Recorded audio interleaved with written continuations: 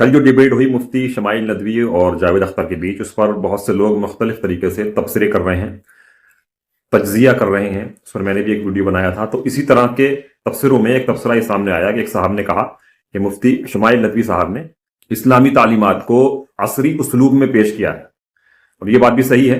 तो ये असरी उसलूब जो ये लफ्ज़ है, इसके क्या मानी है? तो असरी जो है ये असर से बना है, असर कहते हैं ज़माने को, और उसलूब जो होता है वो होता है मेथड, तरीक़ाकार, तर्ज, ढंग, इसको उसलूब कहा जाता है। यानी कि जो ज़माना, जिस ज़माने में, जिस एज में आप इस वक्त जी रहे हैं, तो उसमें उसके मुतालिक, उससे रिलेटेड जो तरीक़ाकार होगा, उसी तरीक़े पर आपको दावत पेश करनी है दीन की, या दीन की तालीमात को पेश करना है। यानी तालीमात वही होगी जो दीन ने आज से 1400 साल पहले कुरान में या उससे पहले के अंबिया के दीन में जो तालीमात थी, जो दलाइल वो दिए गए थे, वो सारी टीचिंग्स, वो तालीमात वही होंगी।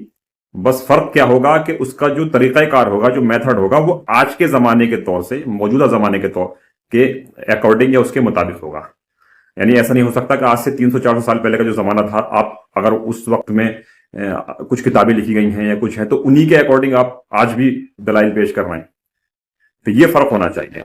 तो ये जो बात है, ये मौलाना वहीदुद्दीन खान हमारे उस्ताद ने जो है अपनी ज़िंदगी में उन्होंने जो किताबें लिखी हैं, तो उसमें बहुत बार इस चीज़ का जिक्र किया है कि हमें इस्लामी तालीमात जो हैं असरी उसलूब में पेश करनी चाहिए। यानी वो बार बार अपनी ज़िंदगी में इस चीज़ को दोहराते रहे, अपनी किताबों में लिखते रहे। आप उनके लिटरेचर का मुताला करेंगे तो ये चीज़ वहाँ पर बहुत ज़्यादा मिलेगी।